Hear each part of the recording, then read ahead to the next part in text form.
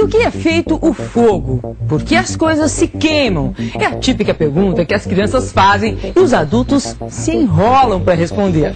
Hoje o físico Marcelo Gleiser vai contar a história do cientista que encontrou a resposta para essa pergunta. Um gênio que terminou seus dias de forma trágica. Da Grécia Antiga às civilizações orientais, muitas culturas acreditaram durante 2000 anos que tudo que existe é composto de 4 elementos: água, fogo, terra e ar seriam os ingredientes básicos de tudo. Mas na virada para o século XVIII, a ciência caminhava a passos largos. Já não dava mais para acreditar que apenas 4 elementos fossem a matéria-prima do mundo. Naquele momento, cientistas se perguntavam: afinal, o que é a água? Seria algo puro, elementar, ou seria uma mistura de ingredientes? E o fogo? Você já parou para se perguntar por que as coisas se queimam, se desfazem, viram pó? O primeiro homem que conseguiu responder a essas perguntas foi um cientista genial, considerado o pai da química moderna. Você deve ter ouvido uma frase dele: na natureza, nada se perde, nada se cria, tudo se transforma. Pois esse cientista revolucionário terminou seus dias de forma trágica, ele próprio vítima de uma revolução. Seu nome era Lavoisier.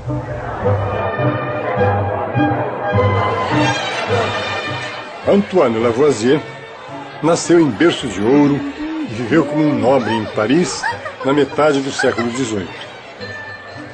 Tempos em que a riqueza de poucos começava a incomodar os muitos que passavam fome. Excelente aluno, com apenas 25 anos, ele entrou para a Academia de Ciências da França. Um gênio precoce. Só que, além de químico brilhante, Lavoisier era também coletor de impostos. Isso às vésperas da Revolução Francesa, aquela que terminou com uma grande revolta popular bem aqui na Praça da Bastilha, em Paris.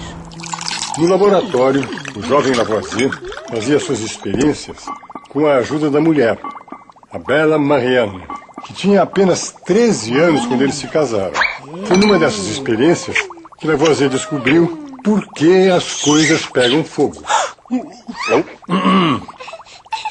Bem, as coisas pegam fogo por causa do oxigênio que existe no ar.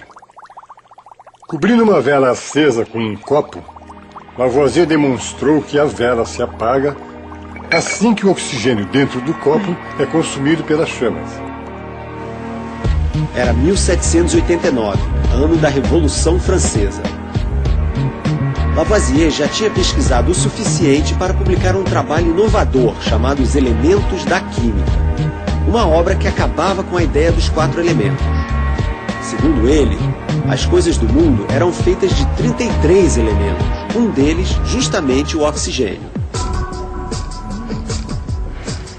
O que restou do laboratório de Lavoisier está hoje no museu em Paris. Nessas experiências, Lavoisier acabou descobrindo algo fundamental sobre a matéria do mundo, que essencialmente as coisas não surgem do nada, nem se destroem para sempre. As coisas apenas mudam de forma. Essa é a famosa lei de conservação da massa de Lavoisier, que no mundo nada se perde e nada se cria, tudo se transforma. A lei resume, ou apenas enuncia, o fenômeno, porém, sem apresentar nenhuma explicação que justifique o porquê da ocorrência desse fenômeno.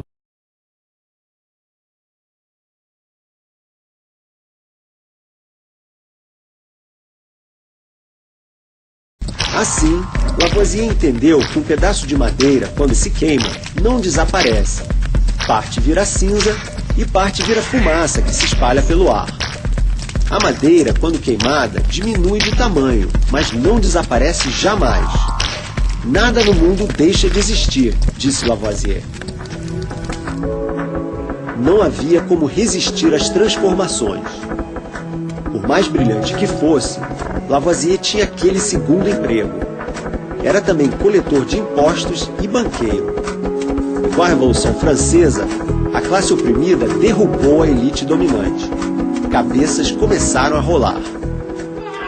Lavoisier foi acusado pela Revolução de conspirar com o governo para extorquir dinheiro do povo. Por isso, foi condenado à morte. Gênio ou não, acabou na guilhotina. Lavoisier morreu sem responder à pergunta fundamental que ele mesmo levantou. Por que exatamente nada se perde e tudo se transforma? O que poderia existir de tão essencial no coração da matéria, capaz de resistir até mesmo ao fogo?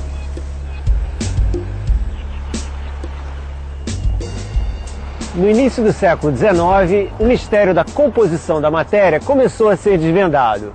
Foi aqui, na cidade de Manchester, no norte da Inglaterra, que um cientista apresentou a resposta para a pergunta milenar. Afinal, do que tudo é feito?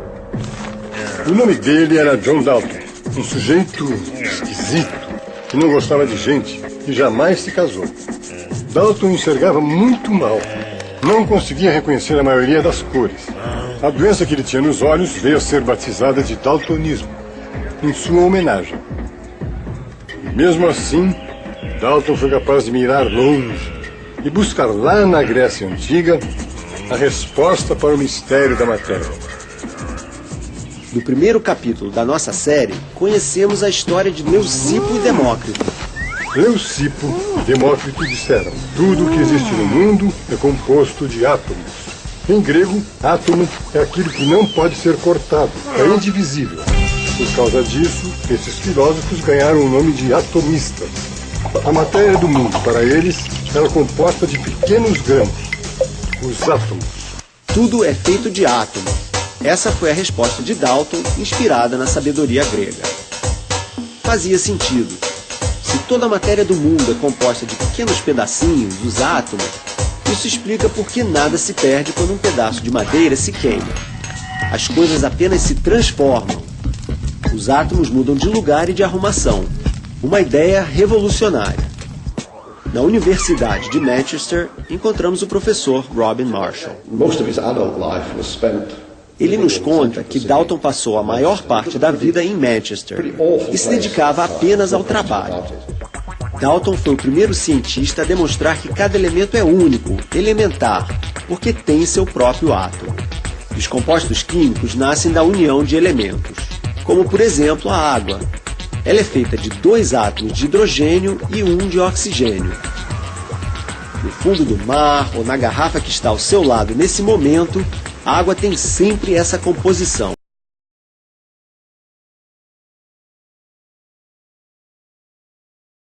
A teoria descreve, e, principalmente, procura explicar, os porquês do fenômeno. A teoria, que explica uma lei, pode mudar, mas, uma lei natural, nunca muda.